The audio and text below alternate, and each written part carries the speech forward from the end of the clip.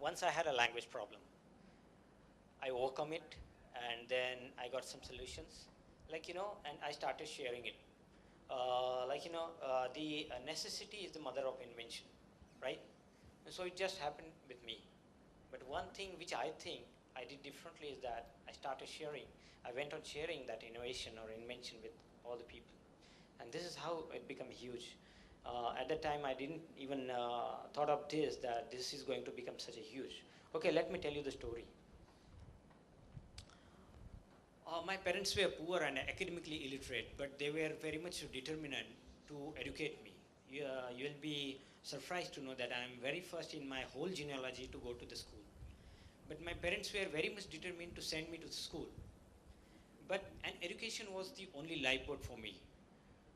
But it turned out that the lifeboat was terribly broken inside. It happened to me like this. I got accepted into an engineering course, but it was in English, and I did not know English then. So everything was racing right over my head. I didn't even able to understand what's going in the class. I was horrified and terrified. And in the meanwhile, the funny thing happened. Couple of my friends ran away. So I also decided to quit and pack my bags. But again, something stopped me, and those were the innocent faces of my parents. With what expectations they would have sent me there. They might be dreaming that their son is going to become an engineer soon. And I was trying to run away. So I make my mind, and I make my mind to survive over there. And with that, I put my agony to a professor. He said, why don't you get a dictionary?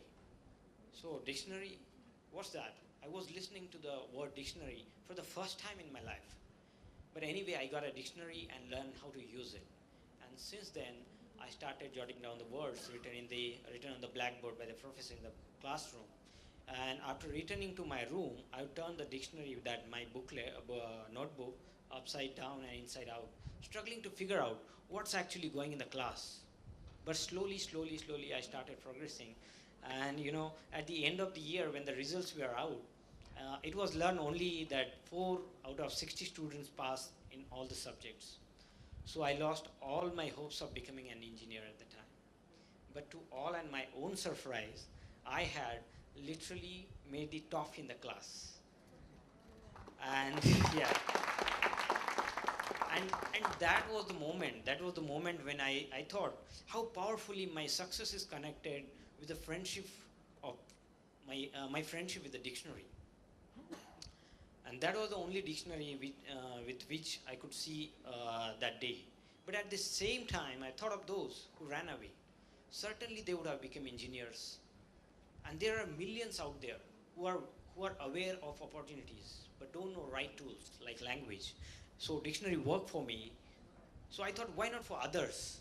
And I felt it like it's my duty to help them, to show them the way I found. And then it became a mission of my life to help everybody who is in language trouble. And with that, I started, in first go, I started distributing Xerox copies of my own compiled dictionary among my friends. But again, how many copies I could possibly distribute? Even a booklet dictionary was not feasible either. But all in this process, in the whole process, I learned and I realized that a digital dictionary could be the right answer. But how to make a digital dictionary then? I didn't even know the ABCs of computer. To tell you, my friends, I have nothing to do with the computers. Though I known as an IT expert or geek or something, I don't know. But I have nothing to do with the computers. I didn't even know the ABCs of computer at the time. But it was learned that if you want to make a digital dictionary, it is something to do with the computers. So I decided to learn computers then. And it's programming first, and then I thought maybe I'll go for the program or programming, coding. And with reference to one local paper advertisement, at a time, I prepared and appeared for one of the entrance exam of one of the renowned computer institute at the time. And I was qualified too, but at the end of the process, I was literally thrown out. I was literally thrown out because I had no enough money to pay their fees on time or immediately. I literally begged them. I said, I'm ready to do a sweeper job even. I'll do whatever work you say. Just give me some facility to give installment payments. But uh, and now I'm very much thankful to them for not allowing to do that job, to do that course. Just open up that PPT presentation. Later on you can go for the program. Okay, it's not needed also. Okay, uh, then then I took it as a challenge rather than insult, and I literally ran away from the home. And somewhere I locked myself in 10 by 10 room. Okay, that's it. So which is the computer? This one or that? Okay, great. So I ran away from the home and I locked myself in 10 by 10 room with a borrowed computer and books from my friends. And I started self-learning because I was having the catalog or the, what you can say, the syllabus of that particular institute with me. So I started self-learning. Friends, 18, 20 hours or 48 hours or 2, 3 days, I was continuously sitting and practicing those things, like programming and coding, how to hold a mouse also. So everything I was learning myself. And I had another challenge.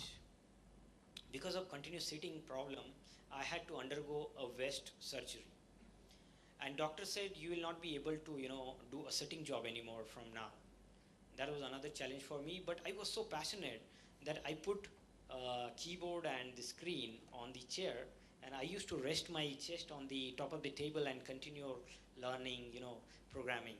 But and that was wonderful, that was something, thrilling experience for me. And in those 6 months I learned almost all programming languages. And then I wrote the first, yeah, and then I wrote the first dictionary program which I wanted. You know, this was the first ever search engine made in Marathi language in 2000, even before Google. I didn't even know that.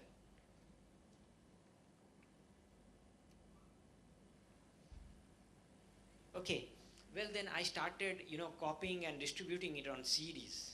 But again, how many copies or how many CDs I can personally distribute?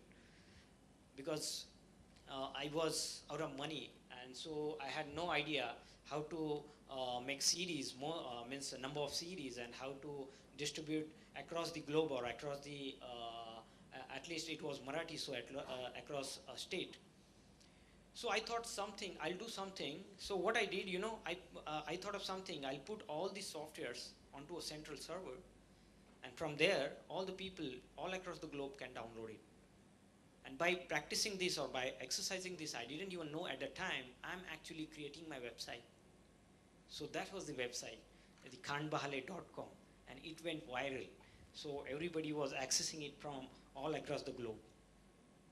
But soon I realized there is a huge, huge internet divide.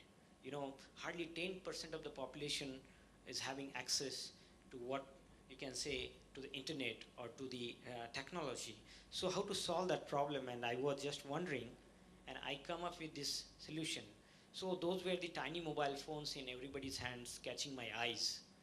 So I learned mobile programming then, and I started coding on different platforms. Like for an example, if you have Android or smartphones right now here in the room, you can just go into the Play Store and you search for the name Khand Bahale. That my surname, which is very funny name. You can go to the Play Store and you can download it right here. So all this stuff is free. So I developed this language dictionaries and language learning tools on different platforms and devices like iOS, then Windows platform, and then Android, Java, Nokia, and all those Symbian. But this was not enough too, because at that time, I'm talking about 2009 and 10. At that time, hardly 8% of the mobile phones were the smartphones. Means almost 93.8% of the mobile phones from the market were the ordinary phones with no capability to download any kind of application or run any kind of application or software onto them. So how to figure it out? So I was wondering, and because those were the people or those were the users who were in need of these dictionary tools most, so I come up with the solution that is a service called Dictionary on SMS. So this Dictionary on SMS, which is a service started in all Indian languages. Well, since 1998, I developed tools you can see on the screen on for in 22 Indian regional languages in 16 different domains on different devices like computers, mobile phones, tablets, web services, SMS, and on different devices like as I said, Windows, then Mac, and then this Android and Windows mobile and all whatnot, and which has got a wide and huge user base. So journey, I'm very much happy to and pleased to tell you that the journey, which was started as a self-help project, right? It was started with a single person, and it was for my help only. So the journey started once alone. Now we are counting 120 million users across 150 countries. Yeah. So if you know the recent deal, which is the biggest deal in IT sector, the WhatsApp has been taken over by Facebook. So they are counting 450 million users. So you can count the numbers and you can see the valuation of the company. But this is not enough. This is not enough, my friends. We are living in a world where this digital divide is still huge. Means there is a world who is not having any kind of access to the technology, and they are most so. Until now, I have received many awards and recognition, but I have a feel that, and I am feeling and realizing that my technology is not in the hands which the people who are more in need of those. So what I have did, I have chose the cycling way. Now you can switch off the light, so the people. Yeah. So you can see we have a team. I'm going to the remote areas and to the places and to the villages where most of the technology is not at reach. They don't know how to use the technology, but they are aware of opportunities. So I'm giving the tools, language tools, to the villagers and to the kids. To give you an example, let me tell you. Recently, we distributed few mobile apps to few school dropouts in some villages, and after a month, I found that their vocabulary is considerably improved. So this is just one success story, and I want to repeat this success story across hundreds and thousands of villages of our nation. And this is just the beginning. You know, the language barrier, yeah. The language barrier, we are, India is the most multilingual country on the planet, right? So the language barrier is very, very huge. And so by doing this project, I have a plan to create a seamless real-time translation platform for the entire world languages. Like I'll be speaking in my own language, but you'll be listening in whatever your language is. So that's a real-time audio translation platform. So I'm aspiring for that, and I'm working on that with a lot of world-known researchers.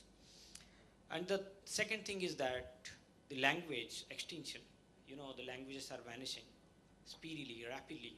There are almost 7,000 languages spoken on the planet. Spoken languages, 7,000. But after 14 days, or let's say a couple of weeks, one language get vanished because there is no more speaker to that language. So by doing this exercise or practicing this, we are working on the language preservation.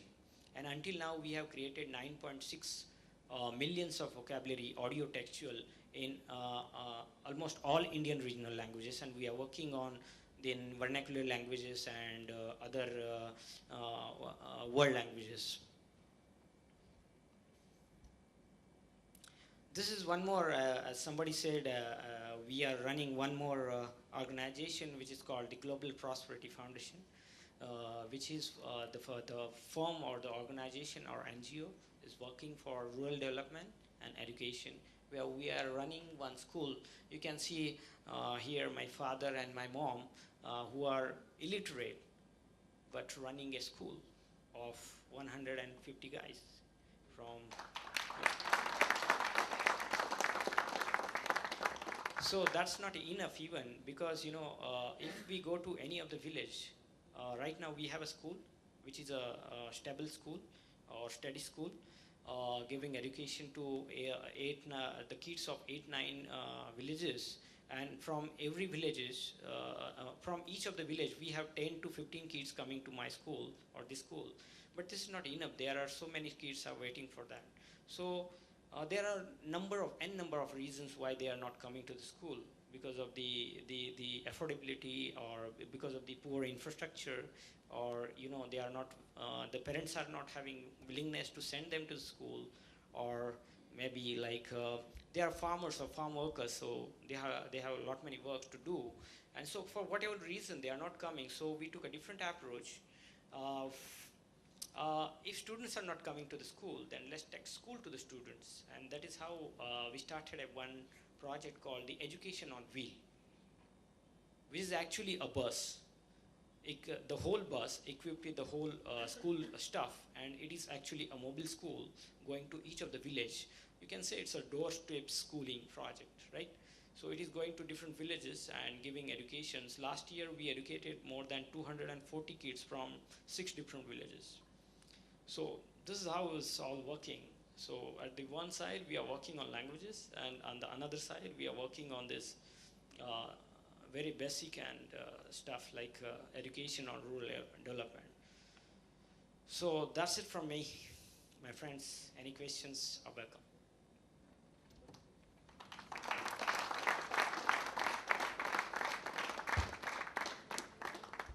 Any questions, please?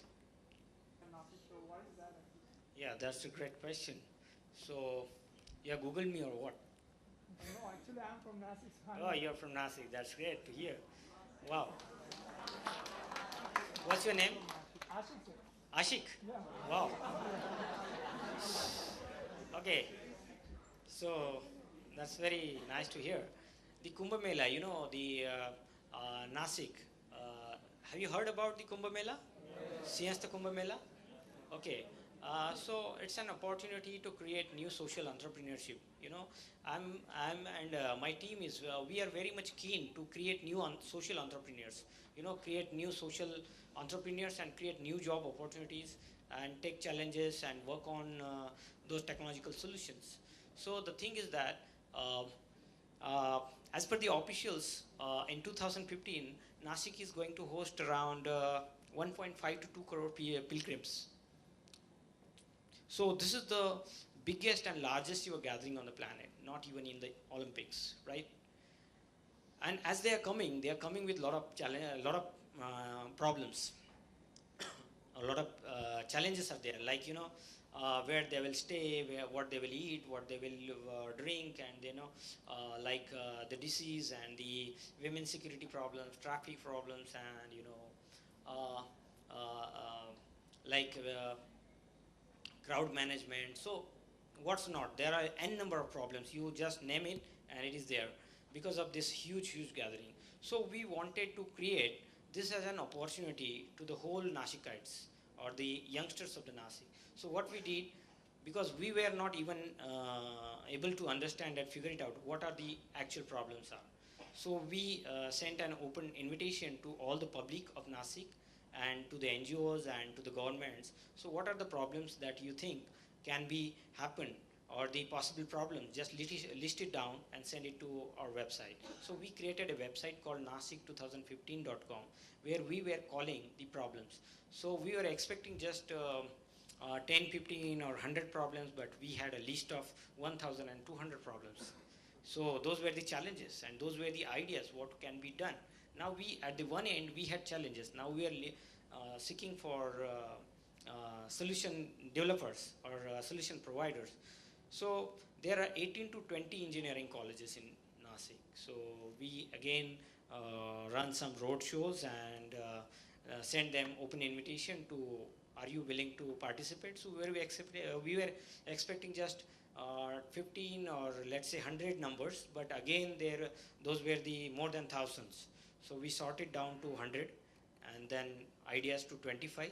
We given them like 25 ideas into 25 teams, and those were working on 3 days, 72 hours workshop was there. That was hackathon called Kumbhathon. Kumbhathon is a technological hackathon for Siensta Kumbh Mela. So in those 3 days or 72 hours, all these guys are actually working on those ideas and converting those ideas into protos, right? And they were mentored by the top researchers from MIT and then IIT. So I think 15 to 20 MITians who were there to help them from Boston. So it was like that, and now we are taking that projects ahead. So there are 5 to 6 projects which are working, and we are supposed to deliver the technology, actual working solutions into coming Kumbh Mela. So it's the things are just around us. We need to check it out. We as in India, we don't know. We are not in need of rocket science. We need to work out on the very simple problems like the computer is not working and the audio is not playing like that. So just to give you an example, but we need to work on very grassroots or real world situations or real world problems. So that was the whole idea behind this Kumbhathon. So we have now, that was one Kumbhathon, so we'll have Kumbhathon 2 and 3 and like that. So we'll be challenging to the youngsters of Nasik, and not just Nasik, it's open invitation to all, and not just to the engineering students but to the management students also, because it's all about the management, the crowd management, the traffic management, signal management, water resources management, everything. Yep. Thank you, Ashi. Any more queries? Friends, please feel free to put your questions. If you don't want to ask me right now, you can connect me to that Facebook page and we can keep on. Okay, that's it. So once again, I would like to thanks to the organizers, and I come to know that this is a student-driven activity. So this is very much important, and this is very. I'm very much glad to hear that you are running it since last how many years? 7 years. So I wish you all the best, and if there is anything, you can just get me connected. Thanks.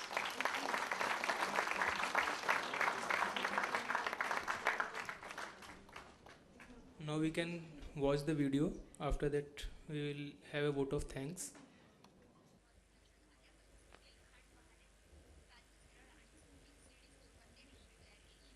नाशकातल्या Sunil Khandbahale यांनी मोबाईलवर भारतीय भाषेतला पहिला इंग्रजी मराठी शब्दकोश तयार केला.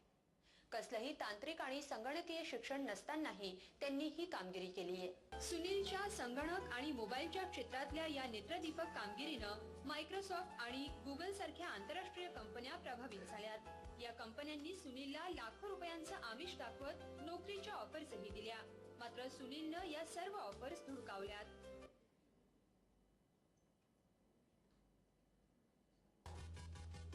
कधी-कधी आपण एखाद्या भाषेवरही खूप जास्त अवलंबून असतो. अशीच अडचण आपल्यातल्याच एकाची होती. लेक्चर्स व्हायची इंग्लिशमध्ये आणि मग ती कळायला थोडंसं कठीण जायचं. म्हणून मग त्याने तयार केली डिक्शनरी, तीही चक्क मोबाईलवरली. त्याला नोकियाचा अवॉर्डही मिळालाय. सध्या त्याने तयार केलेली मोबाईल डिक्शनरी खूप फेमस झाली आहे. आतापर्यंत खांडबहाले.com या वेबसाईटच्या माध्यमातून जास्तीत जास्त माहिती భారతాच्या घराघरात संशोधक इंजिनिअरिंग మేధావులకు సాధించని అద్భుతాన్ని संस्कृत ही आर्य भाषा आता मोबाईलमध्ये अवतरणार आहे. सुनील खांडबहाले यांनी करून दिला.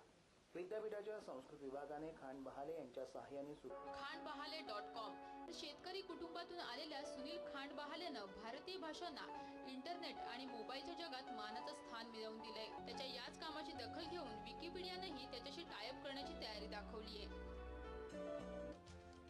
राष्ट्रपती प्रतिभाताई पाटील यांनी सुनीलच्या कार्याची दखल घेऊन त्याला भेटीसाठी